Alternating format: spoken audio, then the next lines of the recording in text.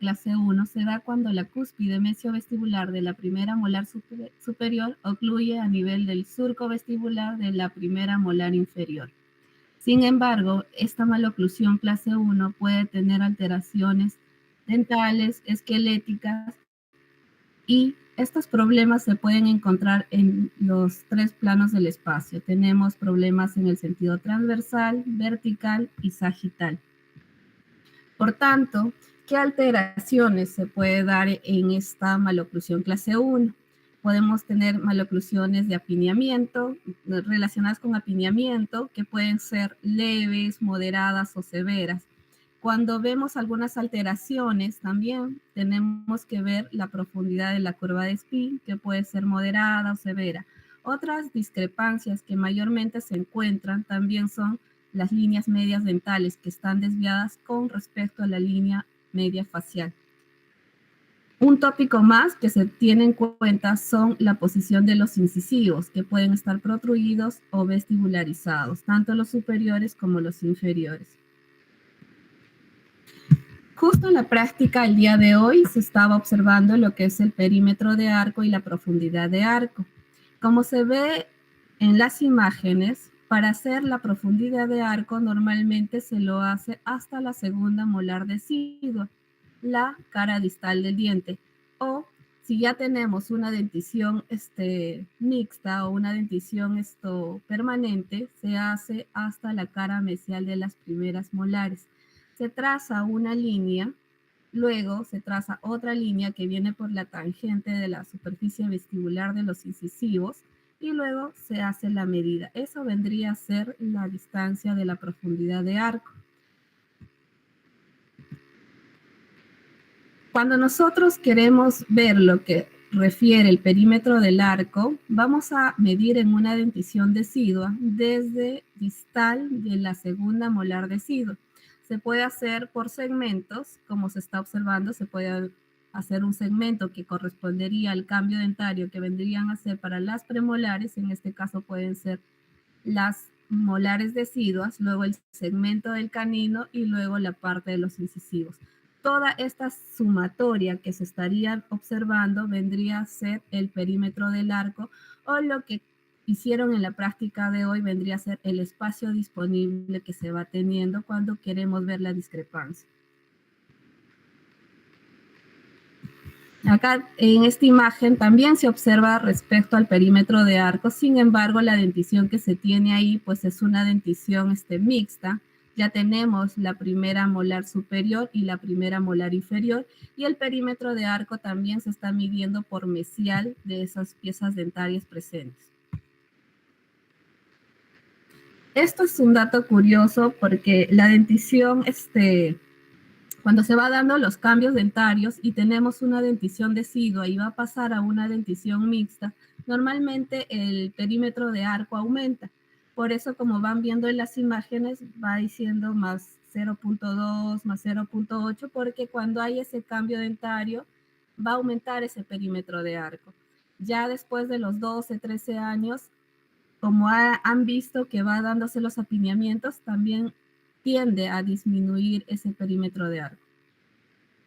En esta imagen se observa cómo se va dando tanto la profundidad de arco, y también vamos a ir viendo cómo se va haciendo el aumento de acuerdo al cambio de la dentición.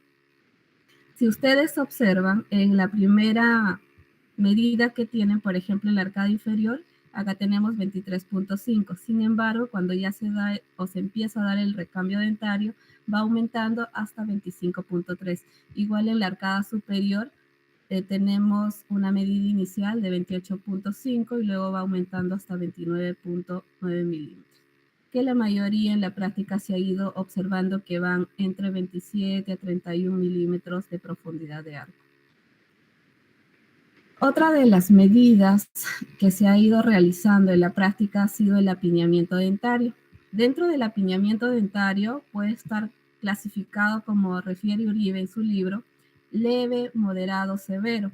Cuando se dice que es leve, cuando tenemos una discrepancia negativa de 1 a 2 milímetros, moderado cuando va de 3 a 5 milímetros, y severo mayor de 5 milímetros. ¿Cómo se va a determinar esta discrepancia? Normalmente nosotros vamos midiendo las piezas dentarias desde, bueno, en sentido mesiodistal, tanto del segmento de las premolares como el segmento de los caninos, los incisivos, y cada uno de ellos se va colocando en una tabla, los valores individuales. Eso sería para el espacio requerido. A veces se usan compás de 2 puntas, otras se usan, como se ve acá, un compás digital, también un calibrador de Vernier, también se usa para hacer las medidas mesiodistales. Y normalmente en los artículos que se va publicando, pues se encuentra que hay una discrepancia con igual a 0, pues significa que hay alineamiento perfecto. Si hay una irregularidad o un apiñamiento mínimo, va entre 1 a 3 milímetros y moderado de 4 a 6 milímetros, severo de 7 a 9 y muy severo sería mayor de 10 milímetros. Esto viene a ser como una escala de Likert. Tenemos una ficha, normalmente lo que nosotros vamos a llenar es el espacio disponible, que vendría a ser con respecto al perímetro de arco que se ha medido. Y el espacio requerido va a ser la sumatoria de cada una de las piezas dentarias que han medido en sentido mesiodistal y luego van a hacer una sumatoria. Si el espacio disponible que han tenido ha sido menor que el espacio que requieren, pues van a tener una discrepancia negativa. En este caso se está observando que hay una discrepancia negativa para el modelo superior de menos 4.5, que ya vendría a ser una discrepancia o un apiñamiento moderado. En la arcada inferior también tenemos un valor similar, estaría dentro de esa misma clasificación. Ustedes en clínica van a observar principalmente una dentición mixta, una dentición decidua. Por eso van a tener en cuenta el análisis de Moller. Igualmente, para ese análisis van a tener que hacer las medidas mesiodistales, sobre todo de los incisivos, de los 4 incisivos superiores y los 4 incisivos inferiores. Recuerden que los incisivos inferiores van a ser la referencia para poder ubicar los valores en la tabla para el recambio dentario y poder ver el espacio que vamos a necesitar para la zona de los caninos y las premolares. Por eso ustedes van a tener que colocar los valores de esas 4 piezas dentarias, tanto superiores como inferiores. Y acá en la tabla, como dice, el espacio que queda después del alineamiento, si hay giroversiones, van a tener que medir esas piezas dentarias y van a ver hasta dónde llega. Cuando ya llega, van a, por ejemplo, si tiene una giroversión, una pieza dentaria, tienen que hacer que las piezas estén alineadas de manera correcta. Y entonces, desde dónde queda la alineación de esas piezas dentarias hasta un punto mesial de la primera molar, lo van a hacer la medida y ese sería el espacio disponible que van a tener. Sin embargo, con la sumatoria de los incisivos inferiores, ustedes con la tabla van a buscar qué valor sería necesario, como se observa acá, al 75%, tanto para las premolares y caninos superiores como para los premolares y caninos inferiores. Y siempre tienen que hacer esta medida. Si ustedes para hacer, en este caso, por ejemplo, se observa que el incisivo está lingualizado, entonces significa que después de hacer el alineamiento de esta pieza dentaria, pues el espacio disponible que van a tener va a ser mucho menor. Si esta pieza dentaria nosotros estaríamos, a ver, un momento, si nosotros estuviéramos alineando más o menos, al alinear esa pieza dentaria, va a ubicarse hasta este nivel y la distancia que se ve con la línea roja va a ser el espacio disponible que van a tener. Entonces, al llenar esta tabla, ustedes van a colocar ese espacio que mide. Luego, con la tabla de referencia van a colocar el valor, viendo si la diferencia entre los dos es negativa, pues se va a calcular la discrepancia o el espacio que se necesita y con eso se ve el grado de apiñamiento que va a tener su paciente para poder ver qué opción de tratamiento ustedes lo van a manejar. Por eso es importante los modelos de estudio, porque tienen que reproducir de manera exacta y precisa para poder hacer los análisis de las mediciones, tanto dentarias, tener que ver las estructuras anatómicas, todo eso te ayuda hasta para ver el ancho en el sentido del hueso alveolar, en el sentido transversal, si es que hubiera problemas, y nos va a facilitar hacer expansión o disyunción. Aparte de ello, pues nos sirve para ver cómo se va a empezar el tratamiento y cómo va a ser después el tratamiento. Otro análisis o otra medida que se ha hecho para los modelos de estudio son la distancia intercanina y la distancia intermolar. Normalmente se hace desde la punta de cúspide a la punta de cúspide, y esa es la distancia que se va a colocar en la ficha o en su cuadro que tienen en la historia clínica. En la medida intermolar se hace la medida de las cúspides de trabajo, que en este caso serían las cúspides mesiopalatinas de las primeras molares superiores, y en la arcada inferior serían las fosas centrales de las primeras molares también. Con respecto a la profundidad de la curva de Spee, normalmente se toma de referencia el último diente que se tiene erupcionado hasta el incisivo, el borde incisal. Luego se traza o se pone una línea horizontal y medimos desde esa línea hasta el diente que está más profundo, y eso nos determina cuánto sería nuestra curva de Spee. Se dice que la curva de Spee va a ser moderada si esta medida que se hizo en una línea roja está entre 1 a 2 milímetros y severa si es mayor de 2, que puede ser entre 2 a 4 milímetros. Es importante también tener en cuenta las discrepancias o las desviaciones de las líneas medias dentarias. Si nosotros tenemos en el modelo ya nuestra línea media dentaria y vemos que tiene una desviación con respecto a la línea media facial, es necesario colocarlo si esa desviación está hacia la derecha o hacia la izquierda, porque en este caso, por ejemplo, tiene una desviación hacia la izquierda de 2 milímetros. Cuando tú corriges, hay la necesidad de mover este diente, de mover este incisivo hacia la derecha. Entonces, tenemos que distalizar todo este segmento para poder corregir la desviación de la línea media. Sin embargo, en la otra hemiarcada, que vendría a ser la izquierda, va a tener 2 milímetros a favor para que se pueda acomodar esas piezas dentarias y facilite el movimiento en el sentido mesial. Todo eso hay que tener en cuenta para las propuestas de los tratamientos que van a realizar, porque la mayoría de pacientes tienen unas asimetrías en ese sentido, y se observa a veces cuando una molar está más mesializada que otra molar, o cuando el canino también está más mesializado que el otro canino.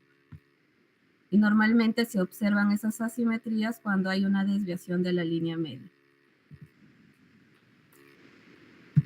Otro punto que hay que tener en cuenta en una maloclusión clase 1 puede ser que tenga una relación molar clase 1, una relación canina clase 1. Sin embargo, los incisivos pueden estar protruidos y pueden estar vestibularizados. Todo eso lo van a hacer con los análisis en cefalometría, y de acuerdo a las medidas que van teniendo, pues se va a ir viendo cuál sería la posición de estos tanto incisivos superiores como de los incisivos inferiores. Recuerden también que si, por ejemplo, su incisivo estuviese vestibularizado y ustedes deciden hacer la palatinización o la lingoversión, pues el perímetro, la profundidad de arco va a disminuir. Si, por ejemplo, ustedes tuvieran un paciente con clase 2 y deciden hacer la vestibularización de los incisivos superiores, pues ahí la profundidad de arco va a aumentar. Entonces, ¿qué tipo de tratamiento o qué van a tener en cuenta ustedes para el tratamiento que van a realizar? Recuerden que cuando hay un cambio dentario, pues tenemos algunos diastemas, algunos espacios que nos pueden servir. Entonces, tenemos que saber cómo vamos a manejar esos espacios diferenciales que tenemos. Si va a ser necesario la distalización o no de los primeros molares, porque eso también va a cambiar tanto nuestro perímetro de arco como nuestra profundidad de arco. Si tenemos problemas en el sentido transversal, pues de repente va a haber la necesidad de una expansión rápida, como una disyunción, o de repente solamente de un aparato expansor, porque si nosotros usamos aparatos expansores en edades tempranas también pueden tener algún efecto en la sutura media palatina. Hay casos en que también se hace desgastes interproximales para ir aliviando apiñamientos leves. Por ejemplo, uno de los tratamientos que normalmente se hace en una maloclusión clase 1 cuando tiene una discrepancia o un apiñamiento moderado y nosotros decidimos expandir 2 milímetros tanto hacia la derecha y 2 milímetros tanto hacia la izquierda, entonces podemos usar un aparato que vendría a ser el Quadelix. Tiene un efecto dentoalveolar y dependiendo de la edad en la que ustedes lo usen, pues puede provocar alguna modificación en la sutura media palatina.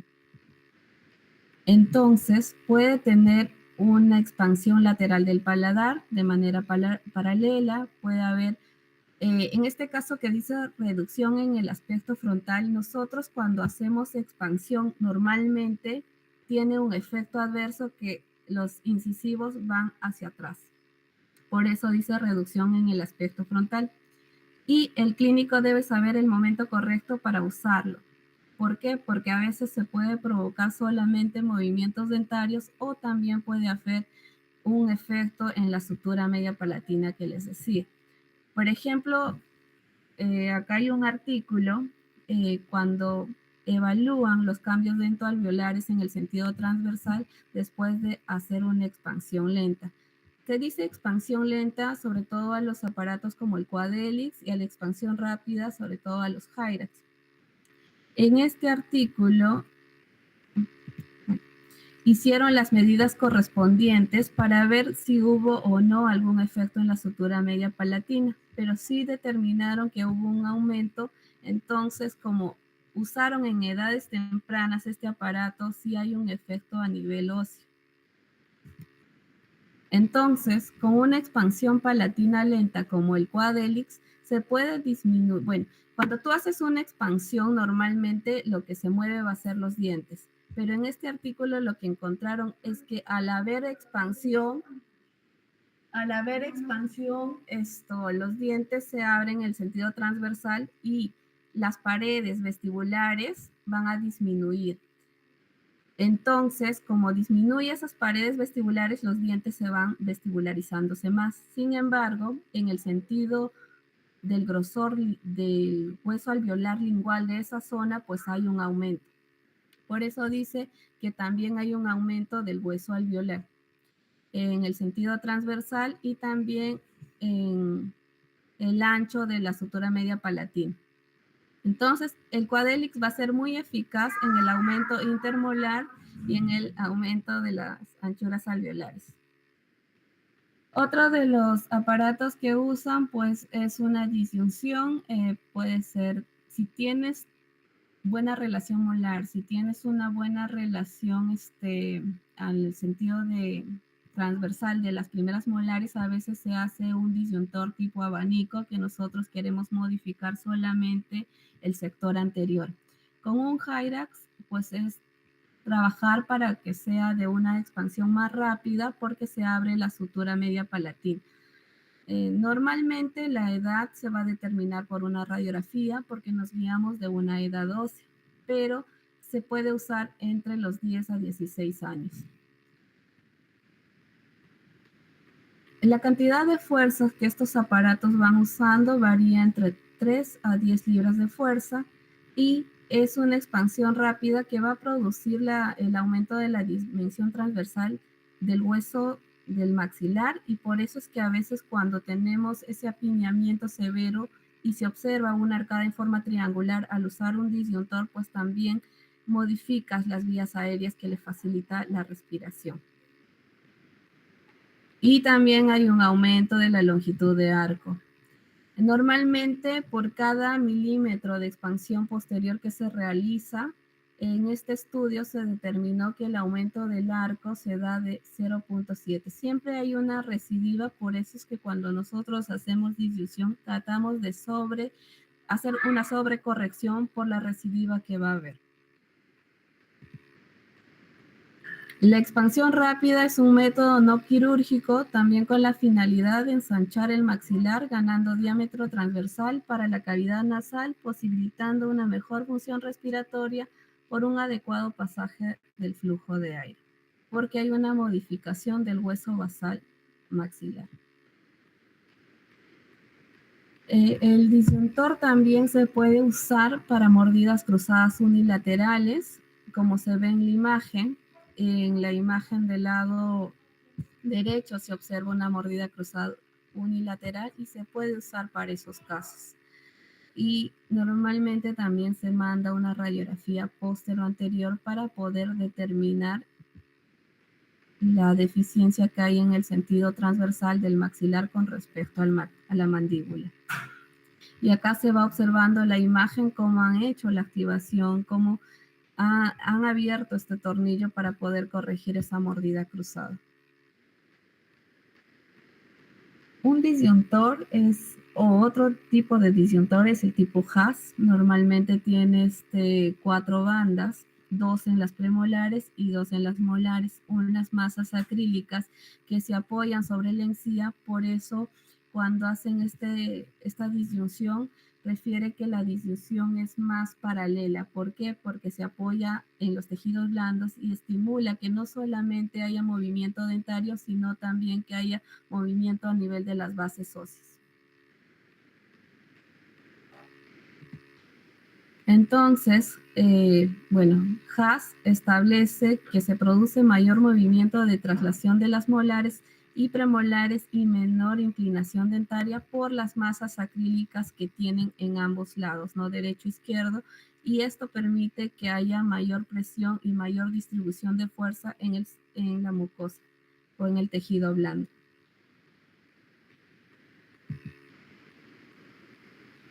Las indicaciones para usar un Hyrax. Un Hyrax se usa para mordidas cruzadas, para aumentar la longitud de arco, para corregir la inclinación axial de los dientes posteriores. En clase 2, para darle expansión a la arcada superior. Cuando hay hipoplasia en el maxilar, de repente hay disminución en la respiración y debido a la estrechez que tiene la maxila. Y cuando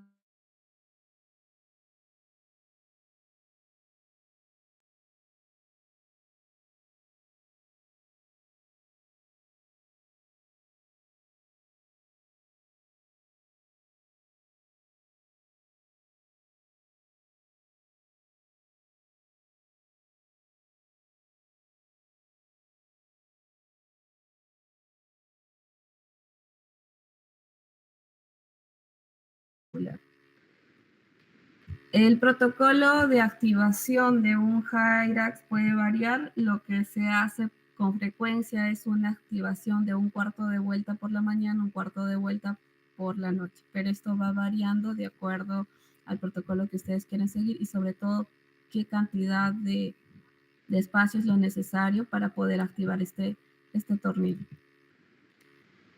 Bueno, acá les voy a presentar un reporte de caso de una mordida cruzada anterior de origen dental y que tenía recesión gingival y sobre todo que está en una dentición mixta temprana. Se ve la imagen, viene a ser un niño de 8 años, aparentemente tiene una ligera asimetría, es mesofacial. Si vemos los tercios, pues los tercios, tanto el inferior se le ve mayor que el tercio medio, igual que el tercio superior. La sonrisa, no se observa la pieza dentaria superior, sobre todo los incisivos, y eso es lo que llama la atención. Entonces, al tener esa ausencia, una puede ser como se ve ya en las fotos oclusales. Claramente se observa que los incisivos pues están palatinizados y por eso es que hay una sobremordida, pero una sobremordida al 100% porque los bordes de los incisivos inferiores están en contacto con las encías de los incisivos superiores. Sin embargo, si lo vemos el perfil, pues es el perfil agradable, tiene un perfil convexo y la relación molar es de clase 1.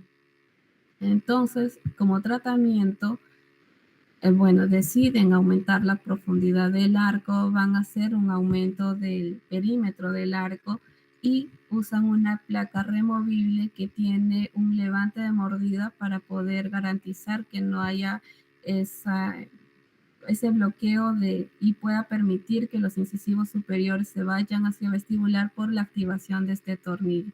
Es como una placa de Eichler, y acá se observa, que va a tener la función de limitar el movimiento de los incisivos inferiores, facilitando así que los incisivos superiores se vayan más hacia vestibular, y ya hay un avance a los 6 meses después de haber usado esta placa, porque ya tiene una mordida vis a vis.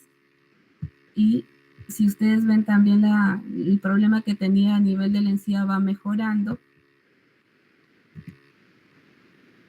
Y después de los 10 meses de tratamiento ya corrigen esa mordida invertida que tenía. Con un cuarto de vuelta de manera semanal que se daba, van cambiando la inclinación de los incisivos superiores, mejorando el overjet, y el problema que tenía a nivel gingival de las encías también, ¿no? Entonces, depende de ustedes cómo quieren manejar su tratamiento. Este fue un caso de maloclusión de clase 1. El problema que tuvo fue una mordida invertida. Usaron una placa activa con un tornillo para poder facilitar la vestibularización de los incisivos, modificando así o aumentando la profundidad de arco por la traslación de esos incisivos.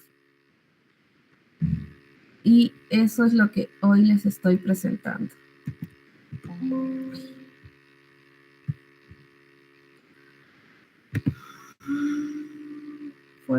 No sé si tienen alguna duda.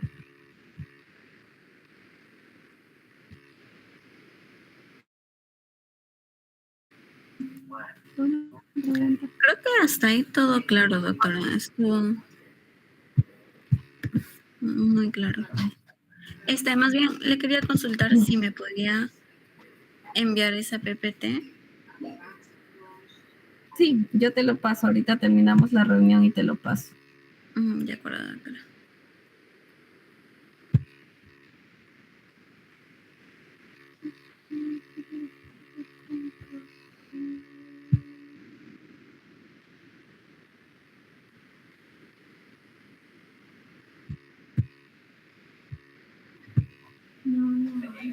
Entonces, durante la práctica de próxima unidad vamos a hacer una práctica de este aparato que ha presentado la doctora, que es el aparato de Eichler, que se usa mucho en dentición decidua y mixta, en mordidas cruzadas anteriores como en mordidas clase 3.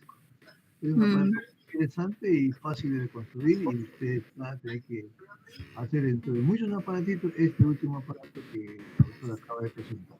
de acuerdo, doctor. Entonces me podría pasar, no sé si hoy día o uno de estos días, los materiales para que ya lo vayan consiguiendo mis compañeros. La práctica va a ser el próximo unidad todavía, no en esta. Ah, ya, en la próxima unidad. No, en la próxima semana, o sea, la que viene, vamos a hacer exclusivamente todas las prácticas análisis de dentición mixta.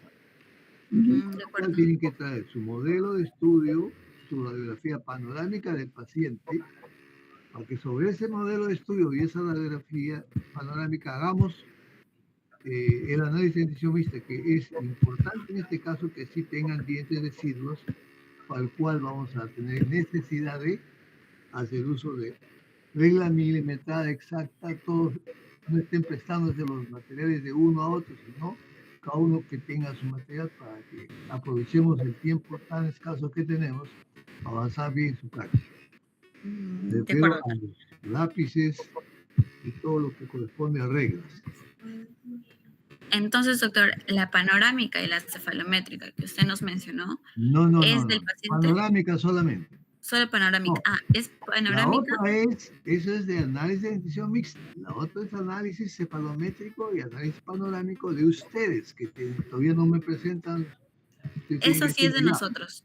Claro. Pero la siguiente clase. Y del paciente de dentición mixta traemos además también la panorámica. Así es.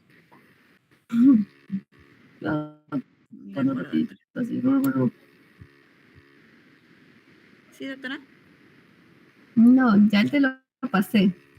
Ya lo compartí el archivo. No sé si te llegó. Voy a revisar. Sí me llegó, doctor. Ahora les comparto a mis compañeros.